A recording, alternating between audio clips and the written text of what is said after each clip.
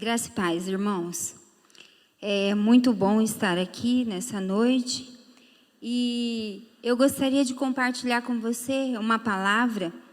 Se você estiver com a tua Bíblia aí, se você estiver na tua casa e quiser só ouvir também, é um texto em Lucas, texto da palavra de Deus em Lucas 16, 19 ao 31.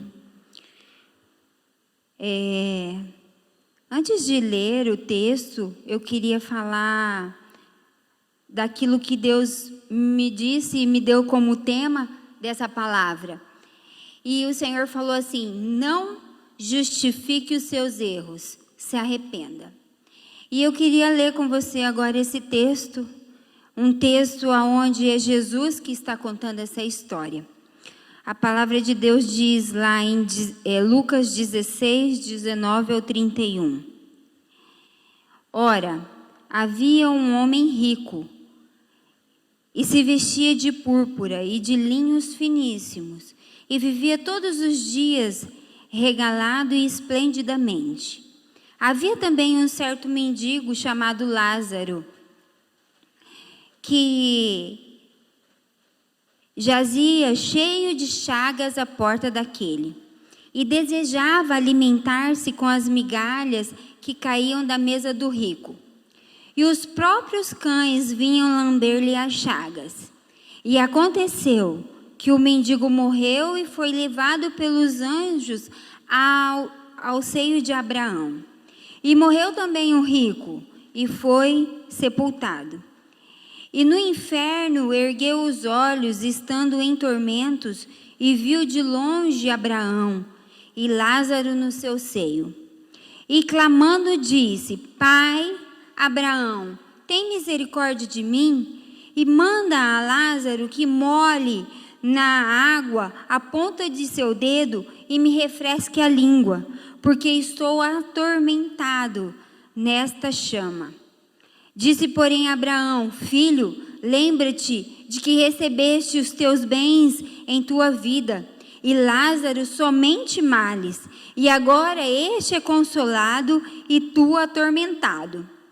E além de tudo isso, está posto um grande abismo entre nós e vós, de sorte que os que quiserem passar daqui para vós não poderia, nem tampouco os de lá para cá.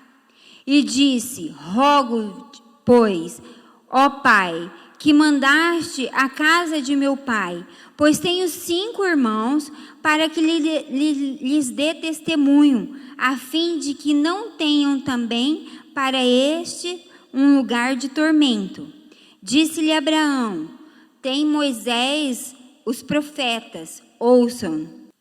E disse: Não, pai Abraão, mas se alguém dentre os mortos fosse ter com eles, eles se arrependeriam. Porém, ele disse: Se não ouvem a Moisés e os profetas, tão poucos serão persuadidos, ainda que algum dos mortos ressuscitem. Essa é uma palavra do Senhor.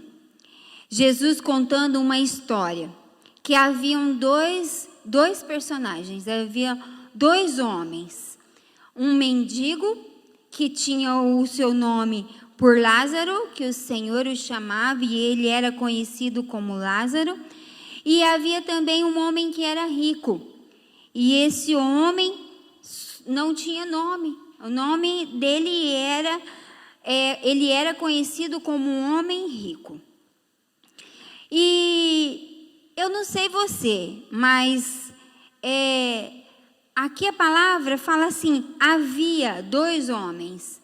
Jesus contando que isso é uma verdade. Havia, acontece, é verdadeiro. Eu queria, falar com você nessa noite de uma realidade, de algo que vai acontecer. Um dia nós vamos morrer. E um dia, a realidade é que um dia alguns vão para o céu e alguns vão para o inferno. E aqui há uma escolha nossa. E eu não sei você, mas eu gosto quando vou assistir um filme, escolher o filme, aqueles filmes que são baseados em fatos reais, que não são ficção. Normalmente, quando estou escolhendo lá, eu olho e falo assim, esse daí aconteceu. Isso aí realmente está baseado numa verdade. E eu queria que você pensasse dessa forma, que aqui nessa história que Jesus está contando, ele também está falando de uma verdade. Ele também está falando de algo que existe. E uma das coisas que existe, que no versículo 23 diz, no inferno, existe inferno e existe o céu. O inferno existe, né? Porque você vê que o rico foi para aquele lugar. E eu vejo muitos ensinos nessa palavra, nessa história que Jesus nos conta. E que existem riquezas materiais, terrenas e riquezas eternas, que são as riquezas espirituais.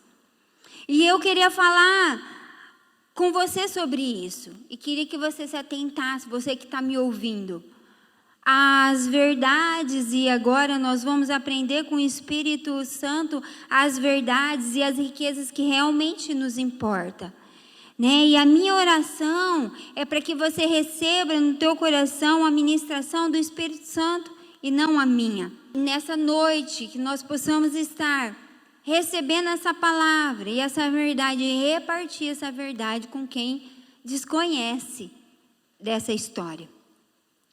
E eu vejo que a oportunidade foi dada para os dois homens. Os dois eram mendigos, os dois necessitavam e careciam da glória de Deus. Os dois estavam sendo preparados para a vinda de Cristo. Os dois precisavam de se arrepender e clamar a Deus enquanto era tempo. Eu vejo uma verdade muito explícita nesse texto, que é que depois que uma pessoa morre, não adianta mais ficar clamando por ela. Se nós precisamos de clamar por alguma vida, ou clamar e nos arrepender e nos achegarmos a Deus, é agora, esse é o tempo. Também eu vejo que não tem mais como, depois que a pessoa morre, não adianta mais tentar ajudá-la. Não adianta mais. Se nós vamos ajudar alguém, se nós vamos levar essa verdade que está dentro de nós, a verdade dos céus, do reino de Deus, é enquanto nós estamos aqui, é hoje. Não tem mais como mandar recado e nem como trazer recado. A palavra falou isso também. Não adianta invocarmos os mortos, já morreu. Se você conhece alguém que tem essa mentira em sua vida, ajuda-o com essa verdade. Essa palavra, essa história é uma verdade. É uma verdade que Jesus conta, que o céu é verdadeiro e que o inferno também é. Então, eu reextraí várias riquezas desse texto. E a primeira delas que eu vejo é a salvação que é oferecida independente de sermos pobres, vivermos aqui nessa terra pobre ou rico. É a oportunidade que nos é oferecida de aceitarmos o Senhor como Senhor e nosso Salvador. É uma decisão nossa e é para hoje. Nós decidimos onde queremos viver e passar a nossa eternidade. Uma coisa também que nós precisamos é nos arrepender. É nos arrepender de nossos pecados nesse tempo. Como eu mesmo ouvi de Deus e falei no início aqui, nós muitas vezes não nos arrependemos de nossos pecados. Nós justificamos os nossos pecados, as nossas falhas para com Deus, nós não nos arrependemos. Nós justificamos os nossos erros, mas hoje Deus está nos dando tempo para nos arrependermos. Quero rapidamente caminhar com você na palavra e ver alguns homens que justificaram. alguns homens que não se arrependeram, alguns homens que usaram desculpa diante de Deus. Primeiro deles, que você conhece muito bem, é lá em Gênesis 3, de 12 a 13, que foi Adão e Eva. Adão e Eva, nesse texto fala assim, quando Deus questiona Adão por seu pecado, e Adão fala assim, foi essa mulher que o Senhor me deu, ela que me deu da árvore e eu comi. E o Senhor fala assim, Adão fala, é essa mulher, ela que me fez pecar. E a mulher fala assim, quando Jesus pergunta, a mulher fala assim, foi a serpente que me enganou e eu comi. Aqui nós vemos que não foi gerado, eles não tinham, eles justificaram as suas falhas. Não foi gerado o arrependimento, pelo contrário, eles transferiam a culpa de um para o outro. Ninguém reconhecia que estava errado perante Deus. E assim eles desobedeceram e se afastaram de Deus. Foi quando o pecado entrou. Mas eu também quero falar de alguém como Moisés, que foi um líder levantado pelo Senhor. Se você está anotando e você quer ler depois, Êxodo 4, de 1 a 12, eu não vou ler porque é um texto grande, mas Moisés dá muitas desculpas. Moisés dá desculpa para não cumprir o chamado, o seu propósito de vida. Ele justifica dando desculpa e usando as suas limitações. Ele fala, meu Senhor, eu não sou homem eloquente, eu sou pesado de boca e pesado de língua. Ele justifica diante de Deus as suas limitações, as suas fragilidades. Ele realmente usa essas justificativas para não cumprir o seu propósito de vida. Eu também vejo lá em Êxodo, e eu separei muitos textos, mas eu sei que nós não vamos poder meditar em todos eles. Mas em Êxodo, quando nós vemos lá em Êxodo 32, do 22 ao 24, nós vemos Arão. Arão é um sacerdote que estava ali junto com Moisés, e Moisés, quando ele sobe ao monte para orar, ele deixa ali Arão cuidando daquele povo. E Arão, eu queria ler com você só esse versículo que fala assim,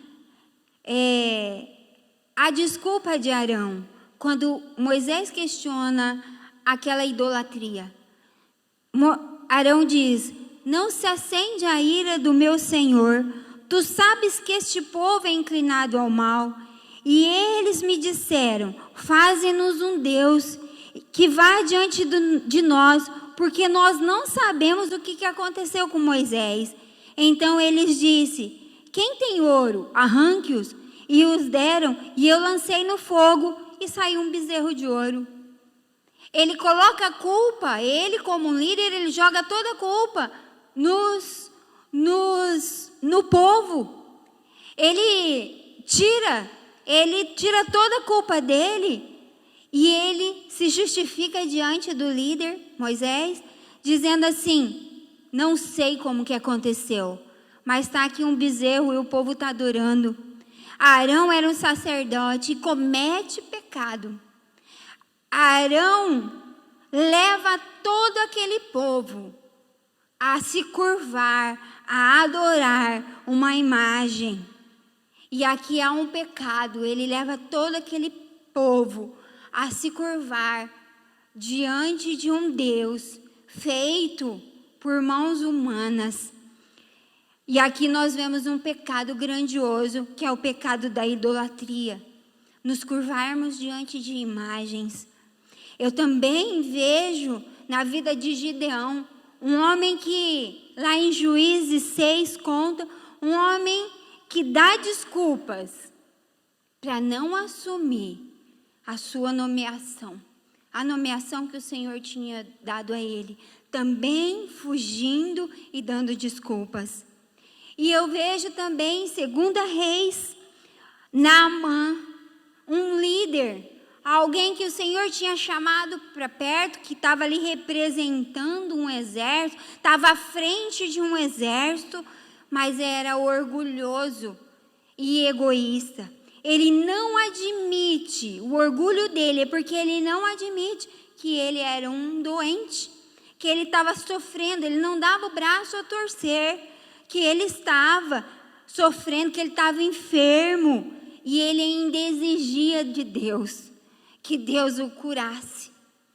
É quando ele vai lá, se você ler o texto, é 2 Reis 5, de 10 a 14, ele imagina que ele chegando lá na casa do profeta, Deus ia recebê-lo e ia falar assim: nossa, eu reconheço os seus títulos, eu reconheço quem você é, e por isso eu vou te abençoar por quem você é. Ele estava querendo ser merecedor da cura.